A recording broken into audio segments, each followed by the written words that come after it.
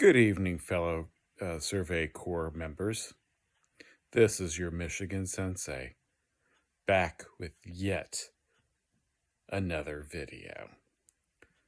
Tonight, we're going to talk about not letting the haters stop your Japanese language dreams.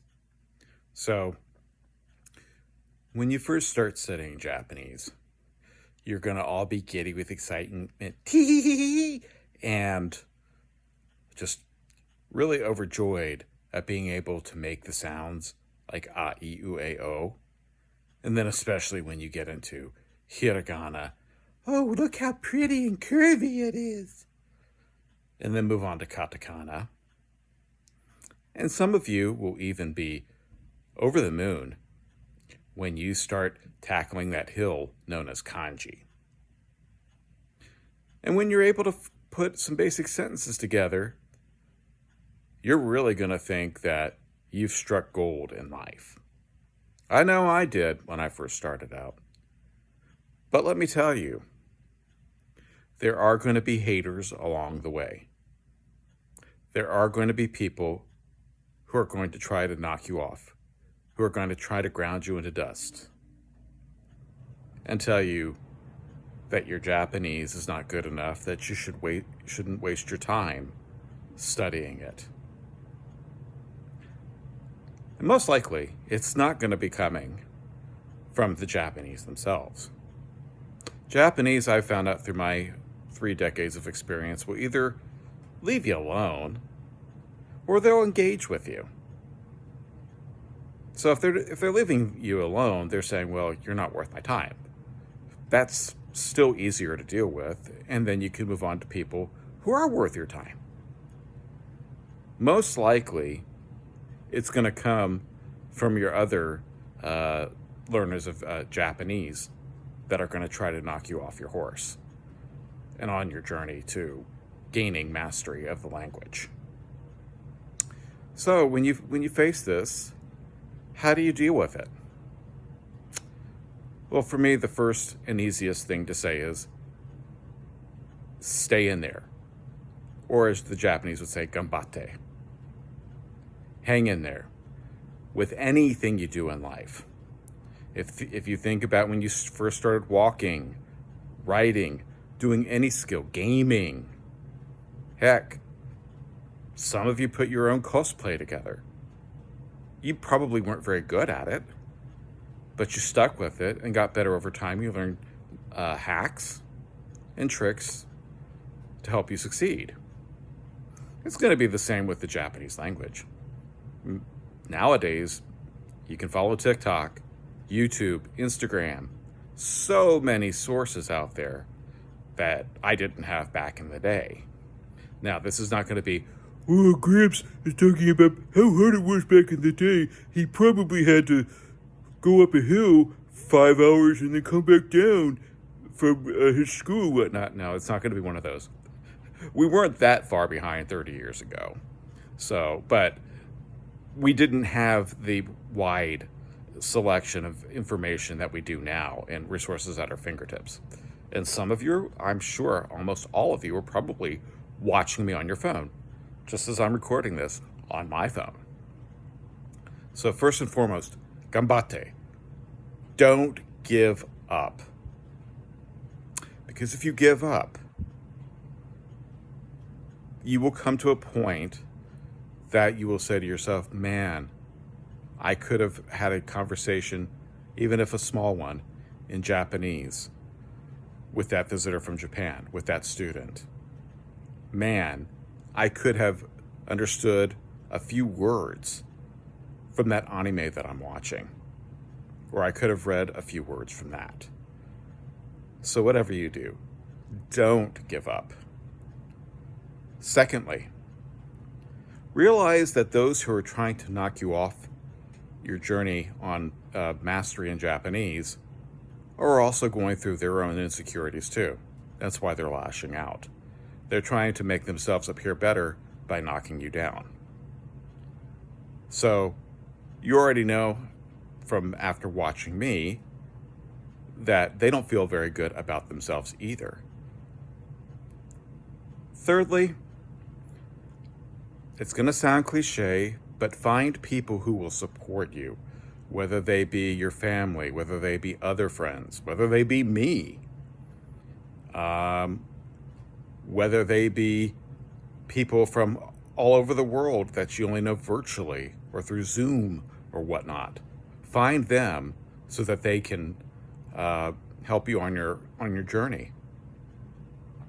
Do you really want to be 50 years old and look back and say, man, if only I had traveled to Japan, if only I had taught English in Japan,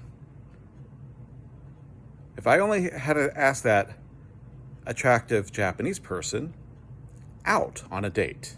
Do you want to be regretting that a couple of decades later? You may say to yourself, oh, that's so far off. I don't have to worry about it right now. Well, you don't have to worry about it right now. But 50 hits you sooner than you think. I'm already in my mid-50s. And I'm like, man, whew, those 40s and early 50s, man, that was a long time ago. Where did the time go? So to summarize, 1, hang in there. 2, I forgot what 2 was. But anyway, thirdly,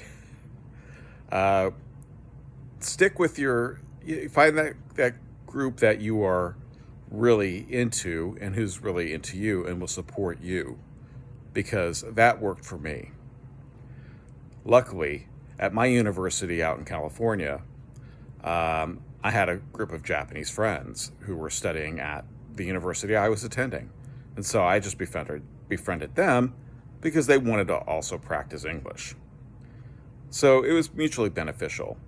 I think they got more out of English than I did out of Japanese in that time, because when I flew over to Japan, they were speaking way too fast and I caught nothing.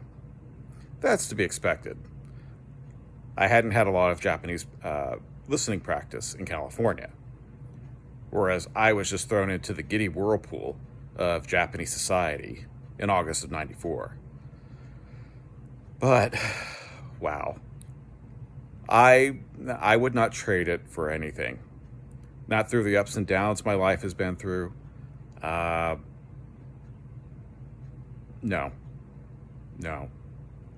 I'm glad I had that experience. And I think you will too, if you just stick with the Japanese language. You're not on anybody's timeline but your own. It's not a competition. Do it because you love it. Do it because you want to experience the joy.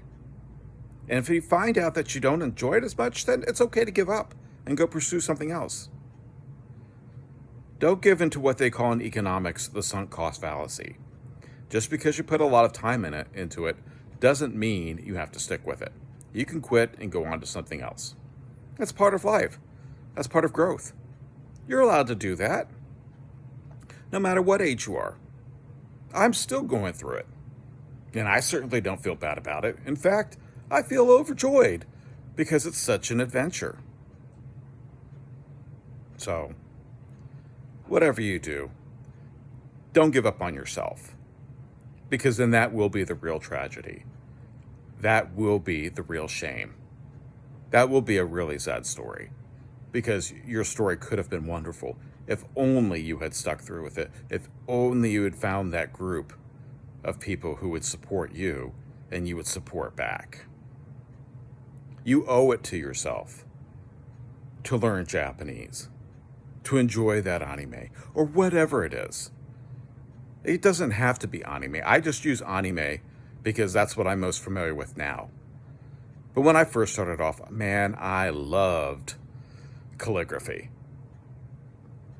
Did I ever become good at it? No, I sucked. Probably because I was off pursuing women in my youth. I mean, hey, I was like a kid in a candy store. With all the people I could talk to and just meet up for coffee and whatnot.